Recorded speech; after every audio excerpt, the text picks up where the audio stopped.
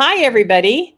This is Joanne Eisen with Reach the Unlimited, and I am back to you again today. This has been my mission to come live as much as I can to inspire and create a positive energy for all of us as we go through this process. So that is what we're here to do. So please join us in this conversation. And I want to welcome Adrienne Cobb again back with us. She was here last week and she's here with us again today. We're going to keep doing this as long as need be to keep people's spirits up and encourage us all. But we were just chatting before we went live about something that happened this week that really was a shift in all of our energy. And that was, we have 30 more days. So I'm going to introduce you, Adrienne, and let's take off with the conversation we were having. Thank you for being here. Yeah, we are. I feel like it's like, you know how they have those shows on Netflix or whatever, like driving in coffee in cars with comedians, or, it's like, I feel like we're just like lounging, hanging out, having our at-home conversations, or all the talk show hosts are now doing it from their homes, in their pajamas and their scruffiness and whatever, which is fascinating. It's so interesting seeing their homes and, It is. It makes it their life more personal, doesn't it? It really does. Yeah.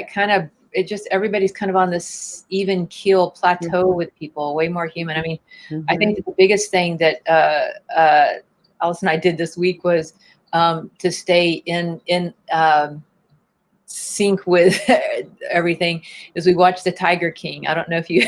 Oh my goodness.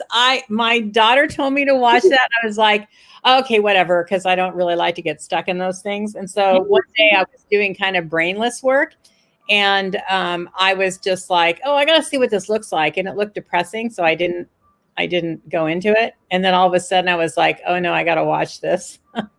I tell you what, like all of a sudden we start watching. I'm like, oh, this is so white trash. And we're like watching it. And before long, I'm like glued to it. I'm like, there is not a thought in the world in my head other than what's going on this show. It is so like bizarre. I'm like, virus or what world? There's nothing in my world but this guy right now who is like this. It was so funny. Put a shout out to Tiffany, Sharon, and Susan. Thanks for being here, you guys. There's somebody else hanging out too. So ask questions. This is our time to chat. And if you haven't seen the Tiger King, watch it. It's crazy. You cannot even believe it's really it was very sad. The whole show is very sad, our documentary. In all ways, there was just nothing good about it. But you do get riveted because these people are very charismatic. In their and you're constantly trying to figure out who's the craziest one. Yes, really, the craziest one of all. It's like mirror on the wall. Who's the craziest one of all here? So what Dale and I were talking about before I diverted us into the Tiger King, but we all need a laugh right now. Is that we were talking about relationships like that. Recently this week, like, when we first got, hey, we're going to quarantine for 2 weeks, stay at home, save a life, hashtag, we're like, oh, novel experience. I can do this. I can champion this. And, we're doing pretty good. And then now it's like, okay, the notice came out that now we're going to the end of April and, hang on, let me turn this fountain off. Hi, Marcia. And I just felt a wave in the collective once that came out. Like once that came out, the next morning I'm like, oh, I don't really want to get up out of bed. I just felt like this general depression. I don't usually feel depression, especially in the morning. It's my favorite time. But I just felt like this wave going through the collective, and it's sort of been there a little bit this week where all of a sudden, wow, that means we're going to have to go a little deeper. So if you're, alone, that's a whole nother adjustment. And if you're living in a house full of people, that's a whole nother adjustment. I mean, even, hanging out with your pets and your animals, and navigating the terrain is a whole nother situation. It's not like we logically, most of us probably get it that this is going to be a June, July, maybe even August, you got to reach the peak and then you got to give it a month to flow. Logically, we know that, but emotionally, it was another adjustment. I think mentally, we know that we all have to do this. This is for the good of all. We're all working together as a team, but you think, okay, I just want it to be done. I'm done. Okay, we're done playing. I just want it to be over. But we know also that we have to keep it going for the better for all of us. And I think that's what's so discouraging. I know for me, because like you, I get up early in the morning. I love the mornings as the birds are singing, the trees are all growing and doing their thing, and it's quiet. And well, you reset. Like you go to sleep, you wake up, you reset with a new sense where there's nothing in your energy field for that moment. But very shortly, the reality all sets back in, Right. Exactly. When will I have my house back? Right, Susan. Yeah, it does set back in. But what I've noticed is that, which is unusual for me, around 1:30, 2 o'clock in the morning, I'm waking up because I'm feeling the stress of the world. Like I'm just feeling that uneasiness. You guys, you're all here. Tell us what you're feeling through this. How are you taking this change? How are you dealing with it? Especially like, I know Marcia, you have a husband, you have your parents. Tiffany, you have your family. Susan, you have a husband. Sharon, I don't know what you have, but how are you all dealing with that? Because I know for me, I'm the one that you talked about being alone. And so I look at only my face in the mirror and speak to only myself. So it's been an adjustment. I actually went out today to the bank and to the store, and I didn't really have the same experience that I had when I went to the UPS, where I was excited to talk to somebody. What are you picking up, Adrienne? Well, yeah. So it's navigating terrain on a whole nother level. It's it's an opportunity to go deeper for sure. And again, it's like our psyche has to wrap around this next adjustment. And I think that every day, every week, it's like we're having to adjust to something new. And I think that, for a lot of people in the job market, I mean, there's some tough decisions that are having to be made for people. Like I have one person and, she's kind of on the front lines in some situations. And, it's hard to decide how to handle that situation. In other words, do maybe what she felt best about doing, which was to step away from that job, or to stay in it, which she's been doing for a long time, to stay in it because she doesn't want to betray the people she's worked with, her community, all those types of things. So it's, there's just a lot of decisions that I think people are going to have to start making that they, right. And so one of the things that I was looking at today is like how to maintain being true to yourself, whether you're alone or you're living with people or you have job or money decisions, and being able to go deeper and just continually keep asking what's most unconditionally loving in this moment. I think that's the cleanest way to sort of keep the energy, because every day you're having to make decisions you weren't expecting to have to make, or you're going deeper in yourself or all of that. And I think one thing about people, the one thing that I have seen as a theme of people feeling maybe guilty or not sure if they're in integrity by going inward and staying home, like maybe they should be working, they should be going out, they should be being of service to other people, even whatever that service is, right? And right now, I would sort of say that there's like this karmic field of where everybody's just having to listen inside. But for some people, the experience that they're having full on, maybe on with the virus, maybe that's their karma, their life path, their dharma. For the people who are staying at home, that's their dharma, that's their life path. And not to feel guilty about that is that if that is where you're at, and we're all making different choices right now. Right. But Tiffany brought up a really good point. And because it's to what I said, I'm feeling the energy of the pain and the suffering that people are suffering right now, because so many are, whether it be the wonderful people that are right at the front line, or if it's the people that are delivering. That's another one that's becoming more and more in the limelight, because they're putting themselves on the front line as well. And you've got all these people that are losing their jobs and don't know how they're going to pay for things. And then we have everybody having to deal with each other in a quarantine type basis. What are some things that we can do to help mitigate maybe that feeling of heaviness and restrictiveness? Because our freedoms have been taken away. This is not a bad thing. This is a very needed thing, but our freedoms have been taken away. And we also feel the pain that people are going through. Yeah. And, and I agree, looking at, what Susan is saying for sure. I miss going out to dinner and doing errands and not having to wash my hands all the time. And that's true. I mean, that's really settling in. And then, even what Alice is saying, feeling worried about your friends and family. My mom texted me this morning. She's like, "Oh, I'm so worried about you." And I didn't handle it well. And I'm like, why are you worried about me? I mean, I'm doing everything humanly possible to stay inside. And I take more supplements than any on the planet. And it's like, why are you even worried? You say, well, don't you worry about me. And I just care. And I'm like, you're right. I'm so sorry. I could not have said it that way. I just got up on the wrong side of the bed this morning. I'm so sorry. I thank you for caring. That's a good point.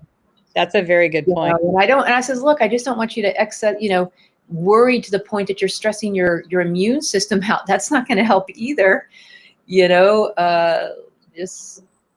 Anyway, so there is a lot of people that we're worried about. And I know for me, I feel a little powerless. I mean, I know my aunt is having a hard time. She's struggling. She's coming,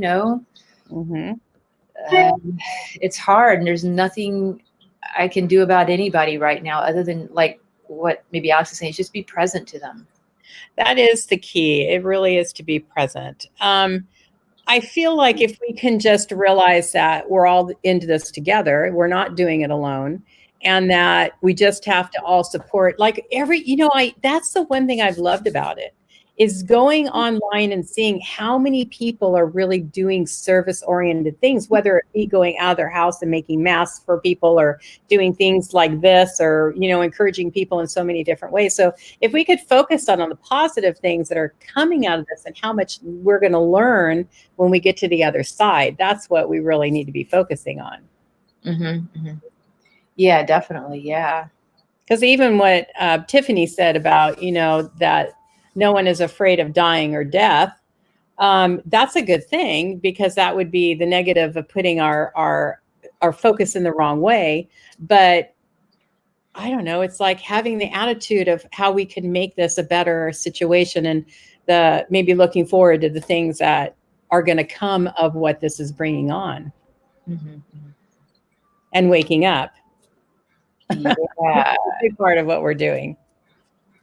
Yeah, definitely. Yeah. And I did notice, like what Tiffany's saying, I feel like our circle's getting smaller and smaller. I mean, almost every day I hear about one more person within, that 6 degrees of separation, where it's like, I know somebody who knows somebody. And it's like, you're doing that more and more now. And I mean, with the numbers growing, it's kind of inevitable. And I mean, I haven't had to face somebody dying yet. Right. I don't even know. I can't even wrap my mind around that quite yet. You know, and like, it's just like, okay, well, we don't go to the grocery store and we wash our hands more. And that's kind of casual. That's sort of kind of isolated, but I can't imagine what the people in Italy have gone through, and our numbers are higher now than any other country. So it's just going to be interesting to see how things happen, and also I think another big part of it is being the compassionate witness, like, finding your balance with not overwhelming yourself with the news or whatever, but also not spiritually bypassing what's happening. I think that can be a big deal, particularly for people in our industry. Our network is sometimes spiritually bypassing things because we have so much compassion. We don't know how to handle that depth of pain and suffering in the world. Yeah. It is definitely being a compassionate witness, for sure. That is the most important thing. Hi, Tammy. What I would like to ask everybody that's listening, because we've been doing a lot of talking about the negative, right? This is hard and people are suffering. If you guys could put in the chats, what are some of the things that you've learned through this experience, or some of the ways that you have seen people really rise to the occasion and give back? Because there's been so many ways where people have really risen above what could be really bleak, and has made really big impressions on all of us. I've seen so many YouTube posts, Facebook posts of people that have just risen above and really, made people's life different. So put that in the chats. Tell us some of the things that you guys have experienced through this, because we wanted this chat. Adrienne and I both wanted this chat today to be a way that we could help you and serve you. So if you have any questions or if you have any concerns, then put them in the chat and we can discuss them since you have us here. Yeah, totally right. Like ashram hours. What are ashram hours, Tiffany? Yeah. Is that like a meditation hour? So, well, she's answering that. Adrienne, I have been working with you for a long time, and I know that your gifts are to look at the energy and what's happening more into the outer universe. Can you talk a little bit about what you've been picking up as this change has been happening, and like especially in the United States where we're actually being hit a little harder now? What are some of the things that you're picking up with the energies that are going on? Well, like I said, in the wave when we, got the notice, okay, now we need to give it to the end of April. And, I mean, just intuitively on my end, I feel like we're really logistically looking more towards June, July, maybe even August if people don't continue to stay in, you know what I mean? Like it just stretches it out a little longer. But, there was like this wave of depression, which is really, I'd say almost like a wave of adjustment. Okay, we just have to adjust a little. And for people who are used to going out, on that level. And the biggest thing on the inner levels is that it just seems like there is this infrastructure of the spiritual hierarchy and different beings coming in, really flooding the planet with light. And it seems like there is this very distinct journey I'm noticing about people where there's a, just two kind of different journeys that are sort of kind of playing out now of people and how they interact with the virus and mentality. And like, even if they don't have it, there's an interaction with it that's very real, right? And then there's this other sort of journey where I think if you have the opportunity to quarantine, to take care of yourself, to do certain things that give you that choice, that free will choice, then it seems like there is this new world energy that's being generated and created. And think of it like you're actually doing the world a favor, like you are being of service by holding your own and doing the things to value your life right now and to do what you can, anything you can do to take care of yourself, because you're creating kind of this new world energy. And it's not really, I think, whether or not you get the virus or don't get the virus, or you go out or you don't go out as much. It's almost like this internal stance. And I agree with Tiffany, in terms of not really, I do think it's a matter of kind of being at peace with death and dying and letting that go. But once you get beyond that, you realize it's not even about that any longer. It becomes this other choice of there is this, again, this new foundation, this new infrastructure being created. And the great news is we have an opportunity to rebuild this new world energy. And that's where all of my focus usually tends to stay around that, is on that. And sometimes it's through the contrast or through hardship or through something like this that it causes growth happen. That's not a bad thing, so I'm just trying to look at it more from that point of view. And I like that, because if you stay in that point of view, thinking about this being what is going to better the entire universe, then we can get through it a lot easier. But I'm with you. I feel like it really is like Susan said, it's a reset, but it's a reset for us to come back to who we really are and remembering what our purpose here is, versus then because we were so into this mundane autopilot life. And this is causing us to go, wait a minute, what is going on here? And what is really important to me? And what do I really want to do with my life? Which is big. Yeah, it is. And I like what Susan's saying about, this is a reset. And I do think it's like a pause on life, reset a new vibrational frequency. And when you're talking about a whole planet resetting, it's going to take something maybe of this nature to do it. You know what I mean? To kind of force that to happen, because we all on automatic pilot. And, and I think, thinking about it like a reset. And then the other thing that I really try focusing on with it is not resisting it. Yes. Resisting the virus. And the way I do that is I'm like, you can do this with anything really, but I try to think of it in terms of, you have, for this COVID-19 or whatever it might be, let's just use the virus in this case, but you have 100% permission to exist on the planet, just not in my energy field, because I'm choosing this, so it's like there's a lack of resistance there. It's almost like, hey, you can exist. I'm not going to fight you about that. I'm not going to try to go to war with you about that. I don't think of it in terms of a war. I feel like it's doing its own service, however it's doing it. I just don't want that in my personal experience per se. And so it's almost like instead of resisting it, I'm allowing it to do its job and almost like kind of interacting with it without resisting it. It's hard to find that balance where, even if I did get it, I think the key would be to not resist it.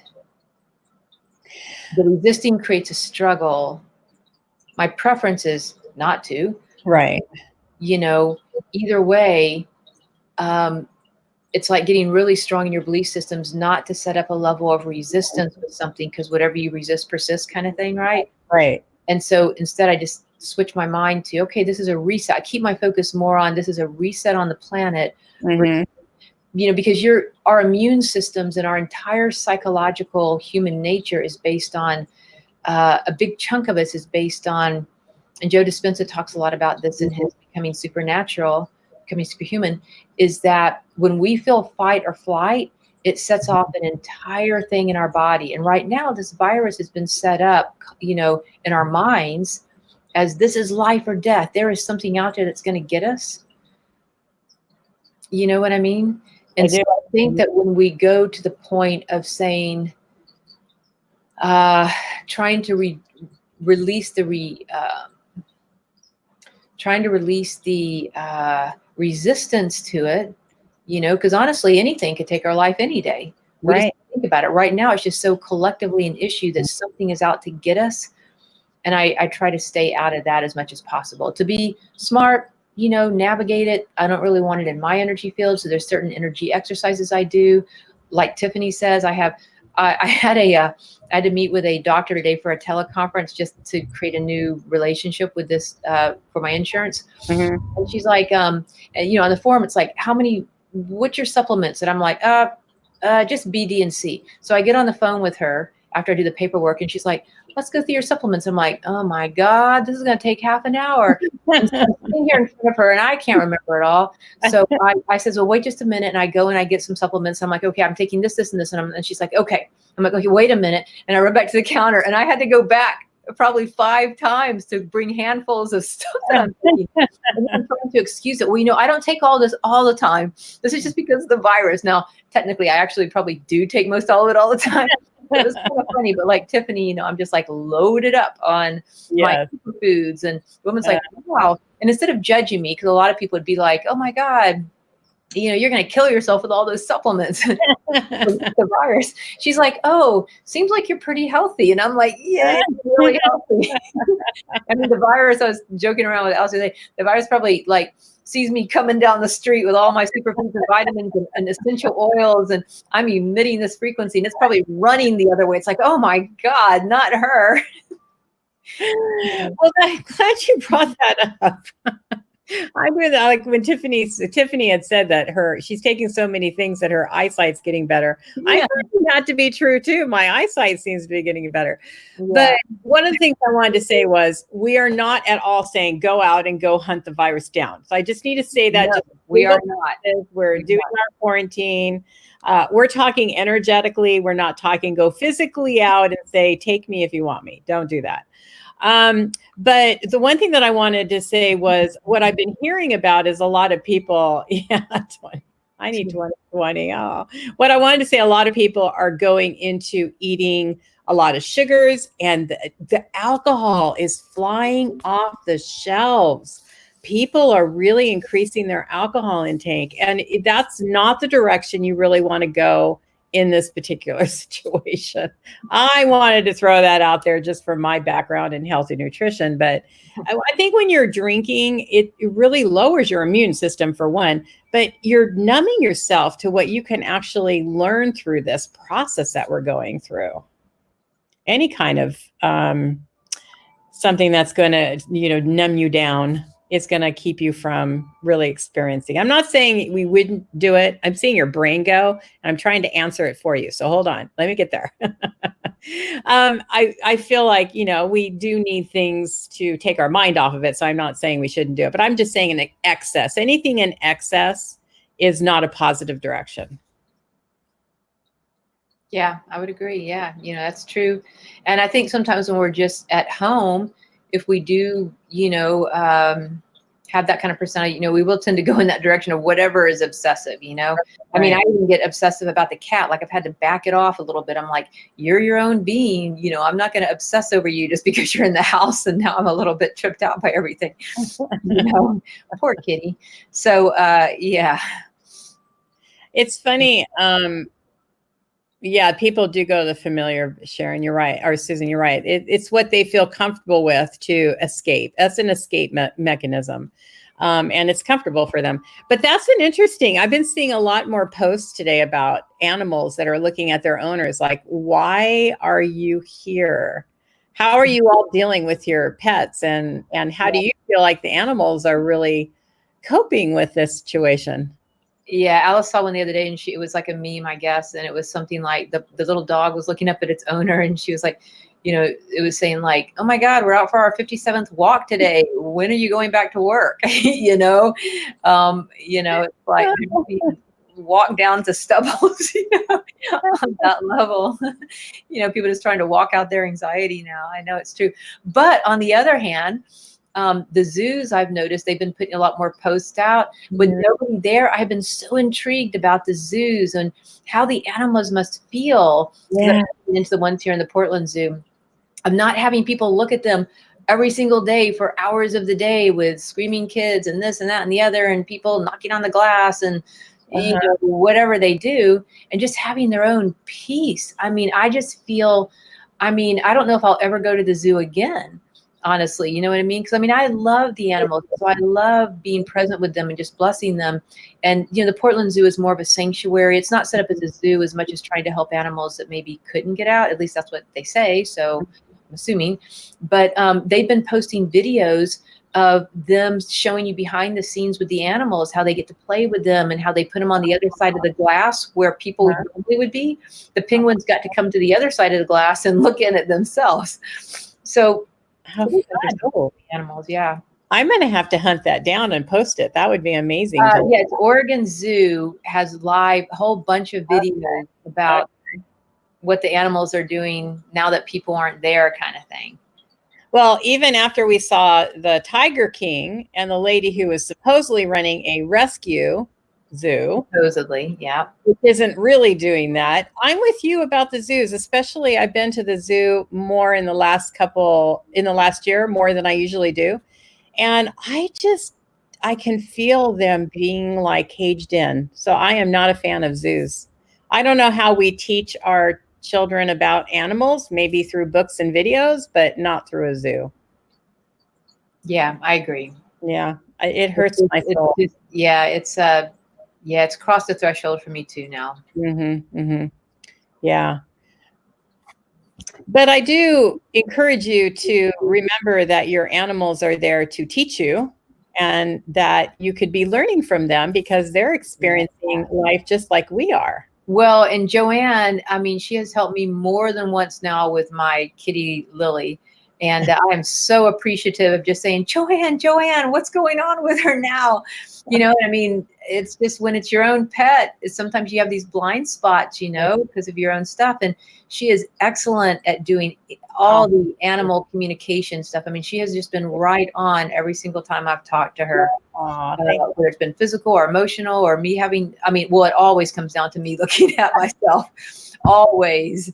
And I'm like, oh, darn, it's that. Oh, yeah, okay. And as soon as I get off the phone with her, the cat balances out, you know? Well, our animals, all of our animals are here to teach us. They're teachers to us just like humans are. And yet we don't pay attention to that. Or if we're missing something, because they're very intuitive. They are directly connected to the other side. And so they know the things that they need to like tap you on the shoulder to pay attention to. So you need to be paying attention to your cats or dogs or horses are awesome. Or lions, whatever you might have stored away.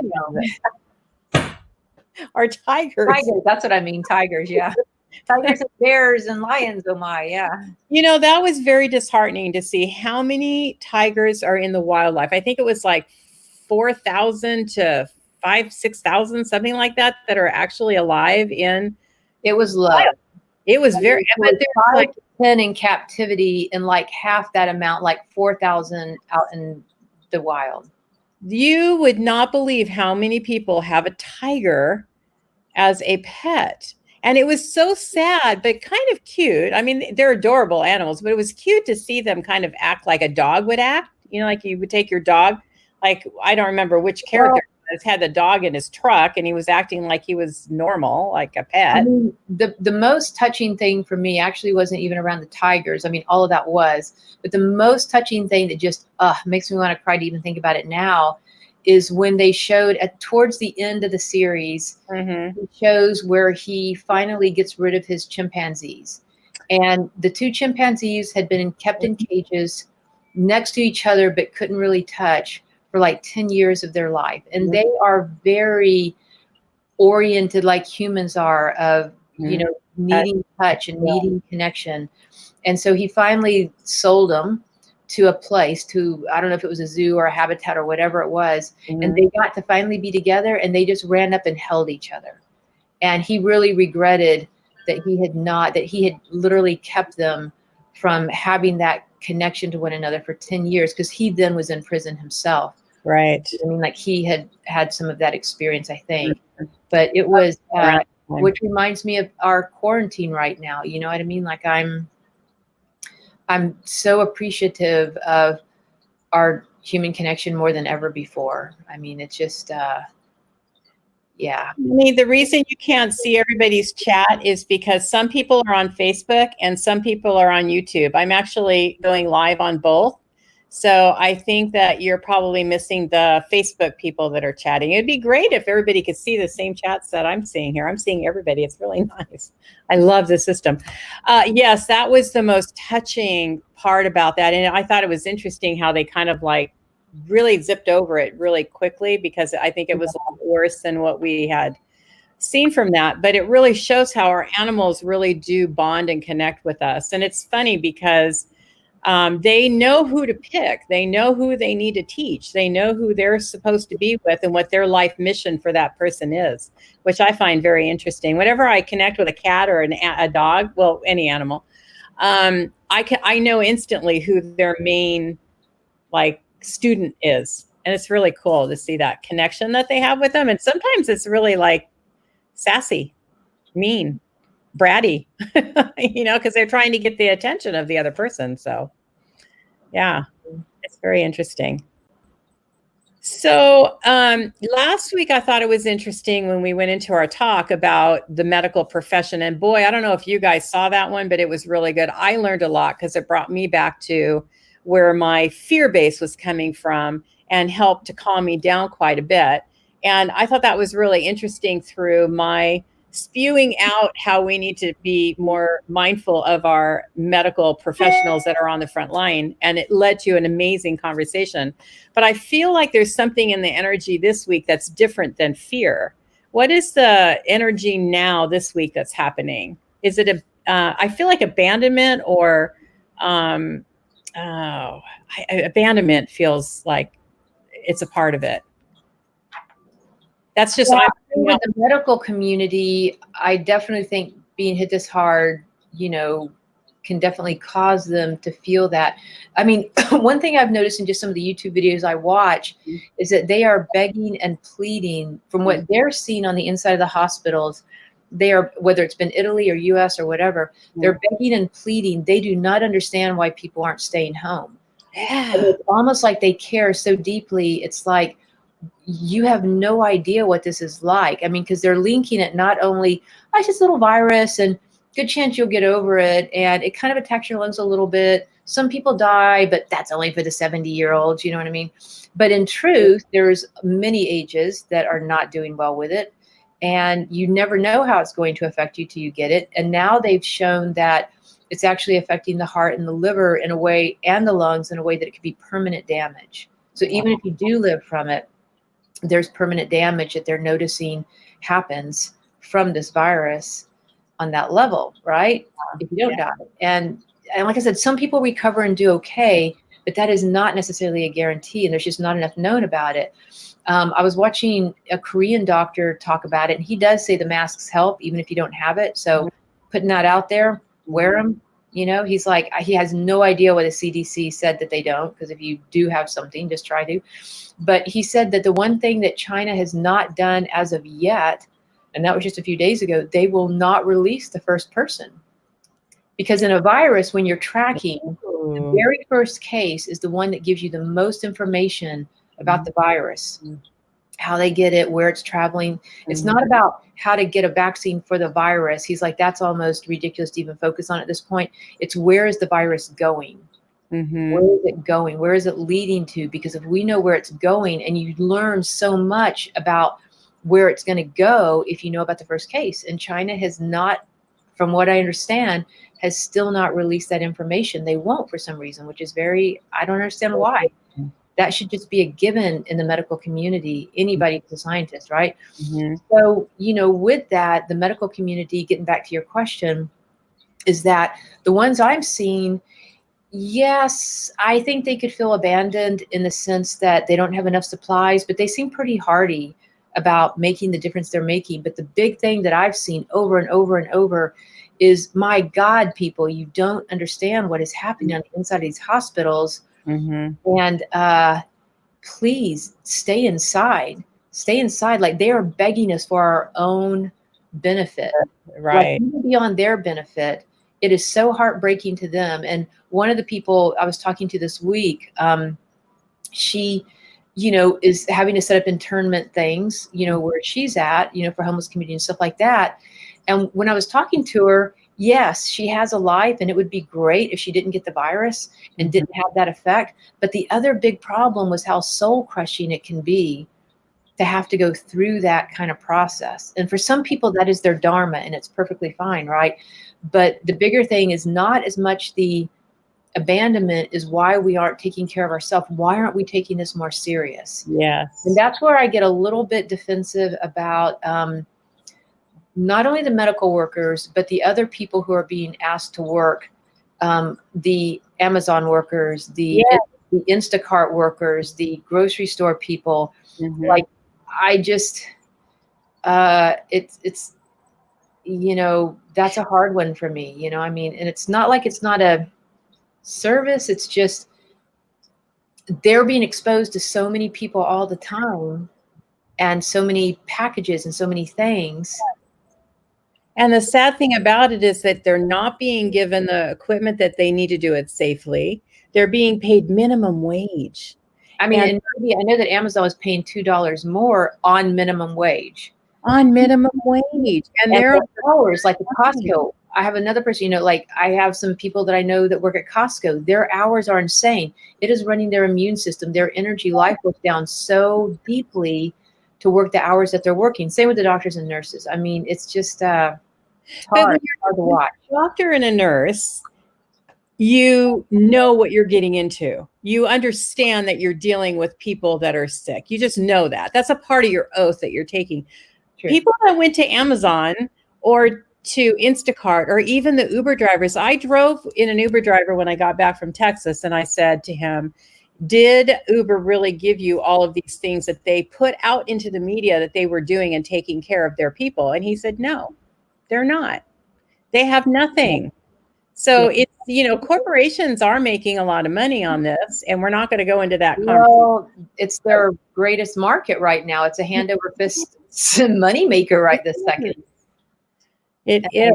We need to be really mindful of these people who are, and at first when the Instacart people were going to picket or do demonstrations, I was like, they should be happy they have a job, until exactly what you said I started thinking about. They're not making big money doing this. They're not given what they need to be safe. So we really need to help them out. The other thing that I thought was interesting is my second job, as you know, but not everybody does, is a plumbing job. I own a plumbing company. So I asked someone to call and ask about gloves at our distributor. They have plenty of gloves there. Why are they not taking that's what my first question is. Why are they not taking their gloves and sending it to the hospitals? And then I say, call back and find out if they have masks. Yeah. I didn't get the answer back, but there's other avenues like that. Like the nail industry is saying, okay, we have all these gloves and masks, so they are giving them now to the hospital. So all of us need to be thinking of different avenues that maybe having them, and they're not even thinking about sharing them or whatever. Right. Exactly. Yeah. For what they're I mean, the postal workers, like I just feel for them, Mm-hmm. I agree. I had to go to the bank, and I had to go to the store today. I didn't really want to go out, so I did put my gloves on, my plastic gloves, my whatever latex gloves, my mask on. I hate masks. I don't usually wear them. But when I drove by the park, there were people out there playing soccer. When I drove by this other basketball court, there was a bunch of people out there playing basketball. There was the Boys and Girls Club, and there was a park right there, and there was a bunch of kids that were playing in the park. I'm like, I'm really surprised in California. I mean, here in Portland, Oregon, the little baby park right across from us they're like, no more parks, because every time I would go on my walk to pass it, people and kids are out there swinging, and they all touch on the swing. Yes. They all touch the slide. And I'm like, I don't know what you people are doing. And they just put up a sign. I mean, I think Portland in general, and maybe Oregon, has done a super good job. Yeah. Setting some boundaries for people. And so far, I mean, I think they're doing a pretty good job here in Portland, from what I can tell. Good. It sounds like they are. And overall, I would say in California, they are. I mean, but you're right. The whole park thing. Yeah. But this was one little area, and it's way in the back. It's taking a back road. It was like not in the main hub of things. So eventually, I'm sure they all got caught and sent home. We had a big thing yesterday where some big park had a bunch of soccer players there, and the police just went right into the middle of that field and cut them all off and told them to all go home. Have you seen? I don't know if you've seen John Oliver. He does something, and he always shows how the Italy mayors are handling it, and they're like, what the hell are you people idiots doing? And they're hitting them. The police are like spanking them and hitting these young boys, and they're like, all of a sudden you want to be marathon runners. Why didn't you want to go run before the virus and just sit around? And now you got to be out there running all the time. Get home. And who needs their hair done, for the caskets? Nobody cares about your stupid hair. I mean, the Italians are just like, they are so aggressively, passionately Italian about, what the hell are you people doing? Get back inside. They treat them like children. I mean, and honestly, I think a lot of people are needing to be talked to like that. We're being way too nice to people somehow, I think, Yeah, we are, because we do have to take it serious. And that's the point. It's like you said, where you... Yeah, we probably should have been. There were many ways that we could have been proactive sooner, but we don't want it to go into. So what I do is I need to come back to the balance. We don't want it to be in our energy. We have thought over matter. We get to choose what our experiences are going to be in life. But on the other hand, we need to be as proactive as we can to mitigate as much as we can this connection with each other. So it's funny that we're going off on these tangents, but well, I think I think to me, the thing I feel strongest about that I'd like to do maybe some prayer work about today or meditation is where people are indispensable. Mm-hmm. Like I'm just, it's just interesting to me how all of our lives have value. And I do feel like whether it's the Amazon, the postal worker, the grocery store clerk, people, I don't know. I feel like society, it's almost like a caste system where I feel like we have certain indisposable people and they're being taken advantage of because they feel like they have to work, or maybe they just think they want to make the money. I don't really know, but it seems like we could kind of cut some things down a little bit more than we are. But it's that sense of that, people are somewhat kind of indispensable. And it's, if it's their path or whatever, I want to honor that. But I do feel like corporations might be, or companies might be giving people a false sense of security that it's all okay here when it's not okay at all. It's just common sense. And then not really being given the proper pay or the proper training or the proper even psychological training of what it needs. I mean, this is like as a world pandemic, I feel like there's a professional sort of mindset and technology to dealing with this. And I can tell you right now, the people at the grocery store haven't been trained. No, they haven't. No idea. They're just out there. Oh, I got some gloves on, or, they're doing their best. They want to be friendly. They're not trained for this kind of thing. Yeah. The lady that checked me out today, she was very stressed. You could tell she was scared. She was trying to be cordial and do her job, but you could tell in her energy, she was very nervous about what she was doing. And I think the majority of that more and more. Now, go ahead. The majority of them, though, have to do this work. They need to pay their bills. And that's where I think as a country, as a world, there needs to be more support. You don't have to pay rent. You don't have to pay your credit card bills. You don't have to pay your car payment. You don't have to pay your car insurance. Like, we need to be more cooperative about that, I think, at that level. And then all this other stuff would slow way, way down. Government needs to come in right now, I think. This has really been bothering me, is people are being told, you pay only the things that you have to pay. And that's what you should be doing, putting your money where you really need to put your money. But everybody has credit card debt. Everybody has mortgages to pay or the rents to pay. All those things are not, those monies are not going to go anywhere. They still have to pay them, right? So the thing that I would like to see government come in and do right now, since they're so great at making these packages and whatnot that really aren't going to help us, but that's another story, is they should put a moratorium on the credit card companies that they can't charge the extraordinary amount of interest to all these people who aren't going to pay it because they don't have a job, or that they're not going to make so much money off of. Because I was listening to somebody yesterday, a financial guy, who was saying people that have actually really, really good credit and they miss one credit card payment or they miss their mortgage payment, their credit score is going to drop for 7 years. I know. Have extremely good credit. Well, and also I saw one person, he made it through the virus. Thank God. What a miracle. We should be celebrating him and giving him something, cake or something. I don't know. And instead, he got a bill for $32,000. How's he going to pay it? I mean, he was just like a normal $32,000 debt because he got a virus that the entire world has. I mean, I don't know what to say about the hospitals and the extraordinary amount that everybody's putting into it. Those people do need to be paid, but I don't think that giving people bills, if they live through something like this, is good either. I mean, I don't see the common sense in that. No. I'm hoping that there will be more because I was listening to something that today they were talking, this is the worst situation that the world has been through since World War II. And I would disagree with that because so many people are affected in so many different ways. It's probably one of the worst. I mean, it definitely is in the high top 5 of the worst. And so after this, there's got to be ways and the only way that this is going to happen, though, the only way, boy, we're going on a political thing here, is vote. make sure you know who you're voting for and change the system, because we can't, a part of this whole thing is bringing in this new understanding, this new way of life.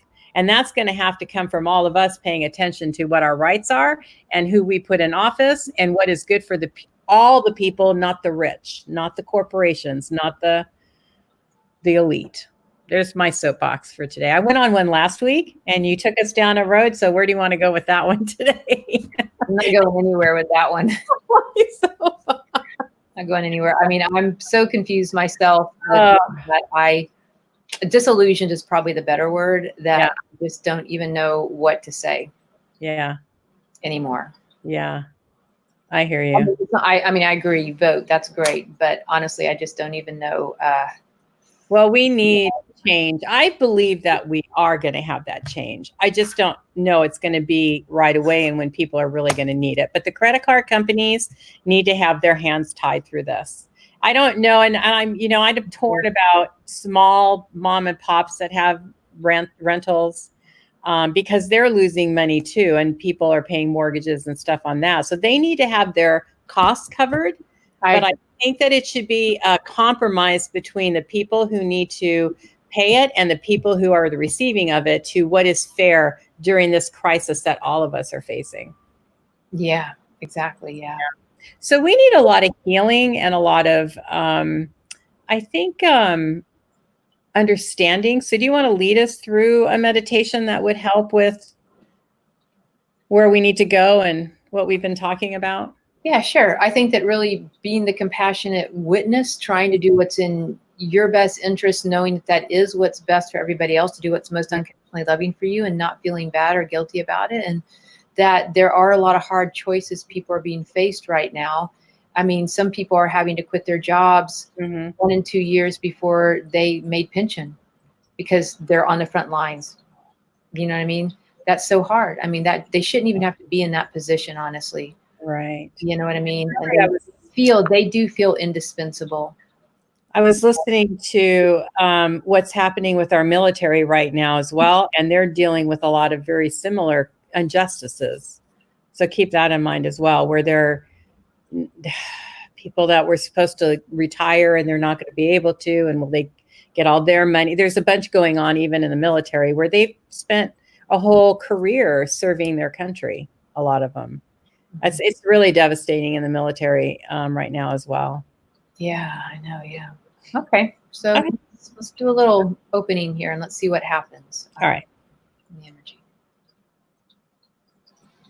Okay. So we're just going to begin by following the natural rhythm of our breath, just breathing in and out, expanding into the wisdom of the conscious heart.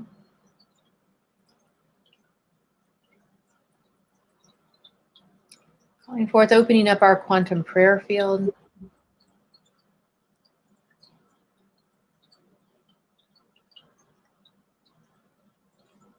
And for the presence of our soul and our tribes of light, our guardian angel, our higher divine presence, and sealing us in the all-consuming triple-fold flame of the violet transmuting flame, ruby flame of divine peace, cosmic Christ flame, divine grace. Mighty Elohim, Seraphim. We're going to call on the spiritual hierarchy, blessing us. Archangel Gabriel, an energy of clarity, truth, purification.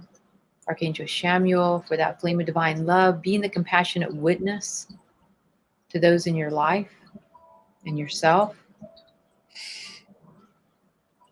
And just guiding us and just opening up this energy as we begin expanding.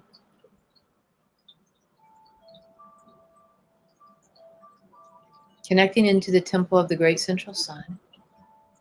Opening up that beautiful portal of light. Welcoming us in to amplify our blessings, to this higher space, this higher qualified energy that's going to serve all of us, all sentient life on the planet.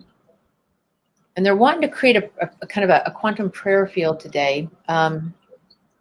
So as we call into this quantum prayer field, having it sealed in this triple-fold flame, and they're wanting each person, whether you're listening live or you listen later, to start calling in all of those that you love. It feels as though our worry and concern about those that we love and care about is a really big deal right now. And so we're going to start inviting them into this field of light and healing and well-being. So just take a moment and start thinking about all your family and friends. So we're going to start there, your pets, your neighbors, inviting all of them in to be blessed. And all the sacred fire flame of all the archangels coming forth, all the spiritual hierarchy, the spiraling blue flame of the ascended master archangel, anything that they may need. Calling in the pure love of source energy, blessing each person that you love and care about, that you want the well-being of. And now we're going to expand that circle to start including all the people in your own community. Your postal workers, your grocery store workers, your delivery people, the police, firemen, hospital workers, people who pick up our trash, people who are still working. Expanding that through our community, now expanding it through your state, and to start inviting in all the people, just watching that circle grow, expanding it even further into our entire country. Just feeling everybody, the homeless people, the immigrants, the refugees, the foster kids, the animals in the zoos, the vets, where animals have been stuck.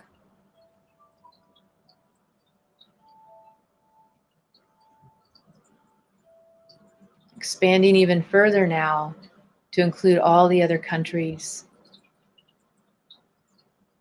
the family of humanity as a whole, all sentient life,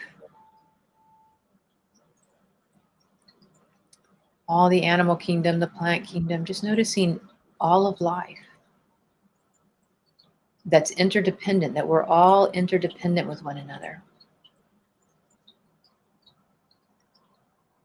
And we're going to start beaming this light in. So as you start calling forth to this cosmic ray of life streaming down through your spinal column, down to the bottoms of your feet, up the front of your body, fountaining out like an orb of light around your body.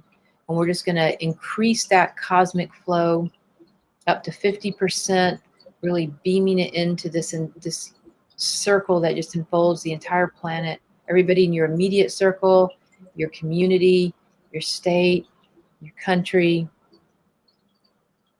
all the countries, all the family of humanity, all the animals, all the sentient life. And just bringing that cosmic flame, just really allowing that energy to grow now up to 100%, just raising your vibration, increasing your immune system, the cells of your body, all your electrons speeding up to its ideal health, its perfect resonance and spin ratio, just feeling your entire body, cleaning any stuck emotions, any pain in your body, any thought forms that need to be flushed out, and then sending that extra energy into this sacred healing chamber that has been created for all of us, that we are all interdimensional, we are all connected. And then adding to that vibration, we're noticing the sacred fire love of the great central sun, the galactic and cosmic councils, the spiraling blue flame of the ascended master octave, the sacred fire flame of the archangels, the Elohim, these cosmic avatars, all these spiritual hierarchy, all these different beings, amplifying our energy, just layers upon layers of them, sending this light in through you as a blessing to you and to all that you love, and going out to all of humanity, again, remembering the law of one. And now we're going to ask for a vortex of light coming in around the planet and literally just sucking this virus up into it, just sucking it up like this vortex of light, like a tornado, a hurricane, just whew, sucking it right up into it to be requalified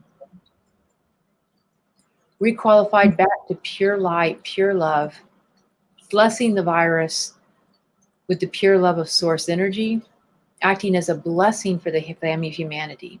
Not a plague, not a pandemic, but really requalifying that energy as a blessing. And I want you to think about one thing that you feel blessed by in this moment through our situation.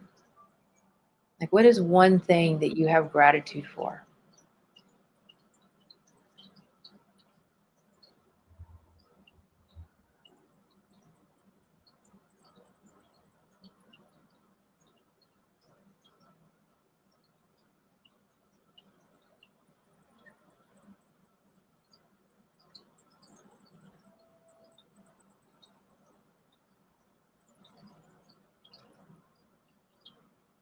And just allowing that infinite love, adoration, and gratitude to begin building, and it's in through your energy field, your feeling body, feeling your immune system, your nervous system, all your endocrine system.